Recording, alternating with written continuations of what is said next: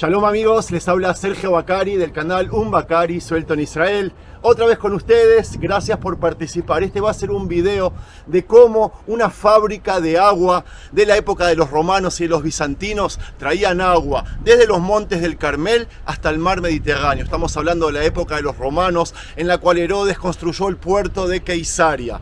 Él necesitaba agua para el invierno y agua, a pesar de que estaba en el mar, no podía traer agua dulce sino del otro lado de la cordillera de Carmelo que se ve ahí. Lo que él hizo es hacer un acueducto, y cuando llegaron aquí hicieron una tealá, un canal de agua para derivar las aguas hasta que lleguen a Cesarea, a Keisaria. Lo que pasó, que ese canal de agua no tomaron en cuenta de que Cesarea estaba en una altura más alta. Les voy a mostrar el canal que construyó, que no conducía a ningún lado y que las aguas están estancadas. Entonces lo que hizo fue hacer toda una fábrica, un sejer es una represa para toda este agua que ven acá, de un lugar que se llama Nahal Taninim, que se empiecen a elevar, y cuando ellos abrían el sejer, cuando abrían la represa, las aguas corrían y llegaban con velocidad hasta el puerto de Keisaria. Van a abrir la represa esa, nos van a mostrar cómo hacían el agua, cómo se fabricaba, y yo mientras tanto les voy a explicar. Vamos. Amigos, cuando creemos que no hay más nada por descubrir en Israel, siempre nos vamos a topar con historias, rincones, incluso vestigios de las civilizaciones antiguas que logran conquistarnos en tan solo un instante. Y este lugar, llamado el Valle de los Cocodrilos, es uno de esos maravillosos lugares que hay que visitar en Israel cuando estén aquí de paseo. Si ustedes no lo pueden hacer físicamente, yo siempre los voy a ayudar por medio de este canal. Hoy veremos en este parque nacional muchas familias con niños que vienen a divertirse y a aprender al mismo tiempo. Y si se preguntan qué se puede aprender aquí, muchísimo. Mientras recorremos aquel canal que, como les dije, construyeron los romanos sin tener en cuenta la elevación de la zona, les cuento que hace 20 siglos atrás, y para que se ubiquen, hablo de la época de Jesús de Nazaret, por aquí, por la zona del Mediterráneo, transitaba la gran mayoría de mercancía del mundo.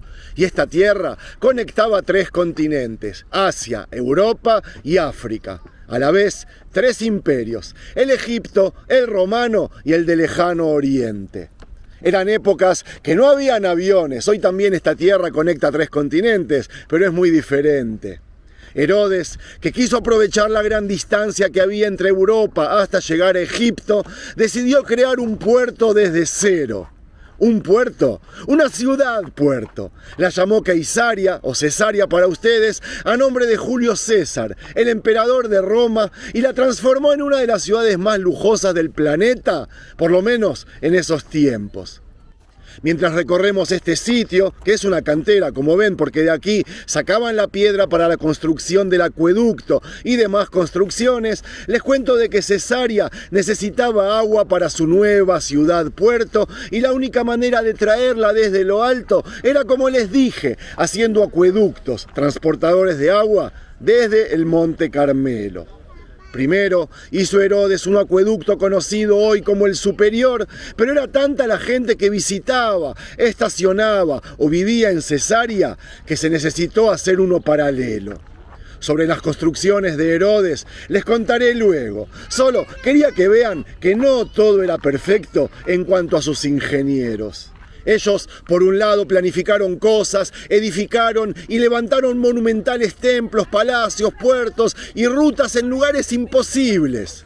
Como les contaba en algunos videos, hay cosas que la ciencia aún no tiene explicación de cómo se logró. Pero por el otro, vimos antes un elefante blanco, como decimos en hebreo, algo que no sirve para nada. Y encima está todo trabajado en una piedra durísima de tallar. Entonces, amigos, ¿qué pasó cuando vino el líder a cortar la cinta de inauguración y ver que las aguas estaban estancadas y no llegaban a su destino? Supongo que decapitaron a más de uno. Y después de eso, decidieron crear una fábrica de agua. Una máquina artificial que logre llevar las aguas a destino. Entonces, crearon este pantano o laguna artificial. Crearon una represa que hacía que las aguas se eleven y al abrirla, las aguas pasen a correr a una velocidad que le alcanzaría hasta la costa mediterránea, hasta Cesarea, que no está muy lejos de aquí.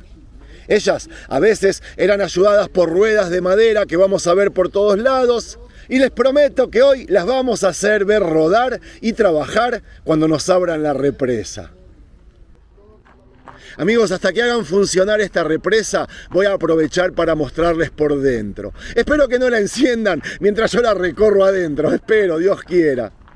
Si nos preguntamos cómo hizo Herodes para construir tanto, amigos, la respuesta está en el Imperio Romano, quien lo nombró responsable de esta provincia y le dijo que no debía enviar impuestos a Roma, que lo que recaudara lo utilice a su antojo.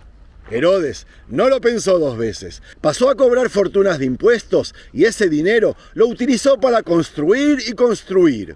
Entre otras cosas, se le acredita la reconstrucción del Templo de Jerusalén, palacios en el desierto de Judea, la fortaleza Antonia, un hipódromo, Sebastos, el puerto más grande de la costa oeste del Mediterráneo por aquel entonces, Masada, el Herodión, un sinfín de cosas. Les recuerdo de que Herodes el Grande reinó sobre el pueblo judío durante 4 décadas del siglo I a.C. ¿Entro? ¿Qué dicen? ¿Entro? Entro.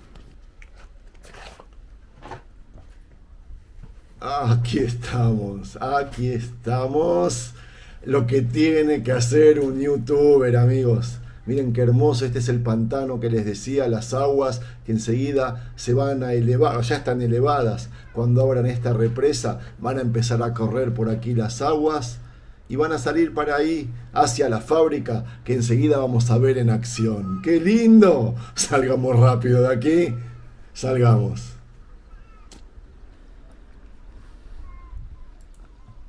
¡Qué hermoso!, ¿verdad? Bueno, les estaba contando que si bien Herodes se destacó por su eficaz gestión administrativa, por el lustre que dio a Judea, o incluso por gestos humanitarios como el reparto de grano en una terrible hambruna, Herodes, por otro lado, no supo o no pudo conquistar el corazón de sus súbditos judíos, porque para ellos, los judíos, fue siempre una piedra de escándalo y un motivo de rencor. En cambio, Roma, que desde el año 63 a.C. había hecho de la antigua Judea un reino vasallo que abarcaba Samaria al norte y Edom al sur, adoraba a Herodes. A los ojos de los judíos, un monarca como Herodes era precisamente lo que no necesitaba Israel. Y yo, sin darme cuenta, amigos, estoy caminando por lugares prohibidos. Sigamos hasta que nos griten. Entonces, les decía que... bueno, ya están gritando.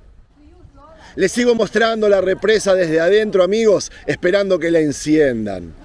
Les decía que a los judíos les molestaba de Herodes muchas cosas, empezando por su reinado, que había sido impuesto con mucho derramamiento de sangre por las armas romanas, y siguiendo por el hecho de que el monarca no tenía orígenes puros judíos, ni mucho menos. Su padre descendía de una familia de Edom, enemiga tradicional de los judíos, y su madre era árabe.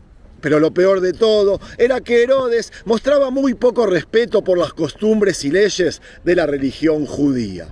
Es como que era más griego que judío, porque el rey quería asemejarse a un príncipe de cultura grecorromana.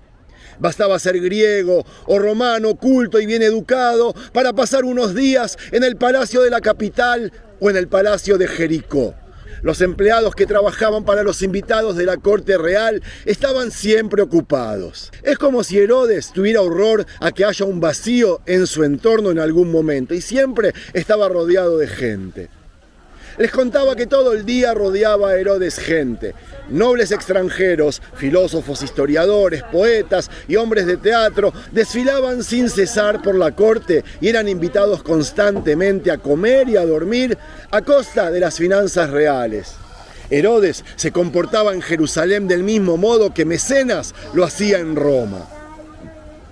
Esto irritaba principalmente a los fariseos y esenios, a la gente de Jerusalén y también de los alrededores.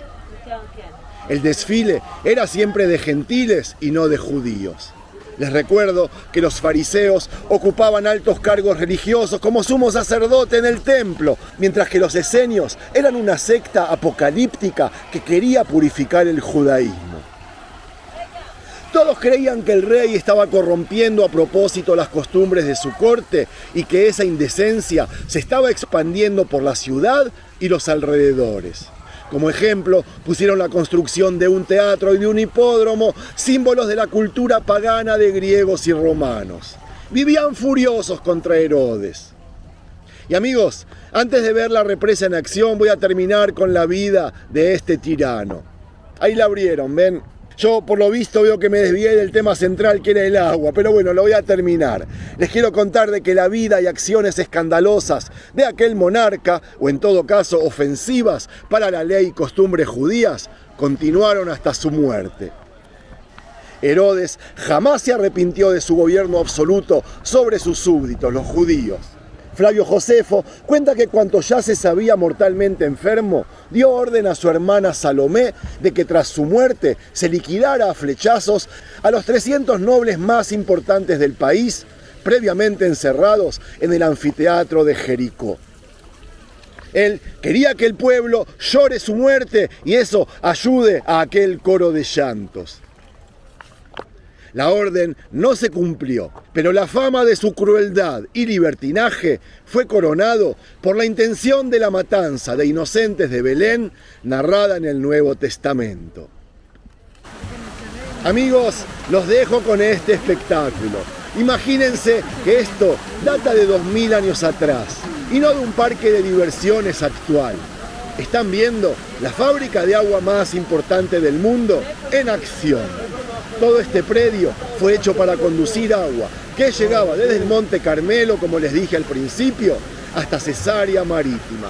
Increíble. Si les gustó este video, no se olviden de regalarle un me gusta. Shalom, amigos.